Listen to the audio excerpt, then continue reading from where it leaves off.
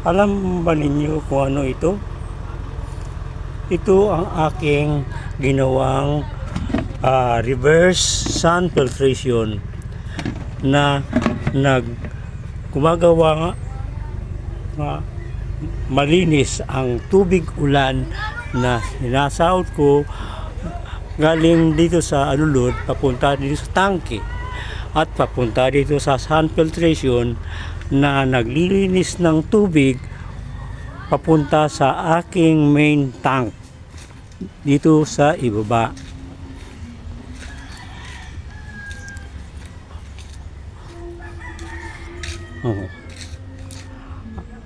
Ang main tank ko naman, mayroon siyang pump papunta sa isa pang tangke sa taas na siyang nagiging supply na tubig sa aking kusina.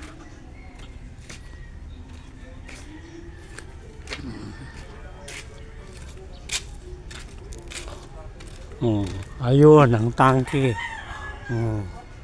Kaya ang tubig ulan ay nare-recycle ko at hindi ako bumibili ng tubig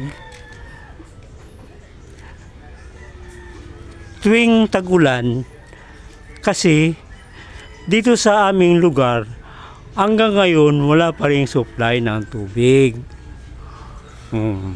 Kaya malaking tulong sa akin ang tubig ulan. Kung magagawa natin na ma-recycle ang tubig ulan sa ating bahay, mas malaki ang ating matitipid at posible mawala ang pagbabaha, makukontrol ang pagbabaha. Yan lang. Diba? Kung ang gawin ng mga malalaking building, hotel, ay gumawa ng kanilang reservoir o para catch basin ng mga rainwater at ito ay kanilang i-filter o sun filter, magagamit nila na sa mga lalo sa kanilang CR.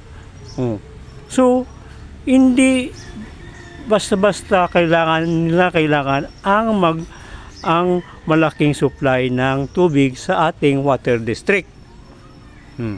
So at saka maiwasan pa yung pagbaha sa isang lugar kung mayroong temporary water catch basin. Di ba?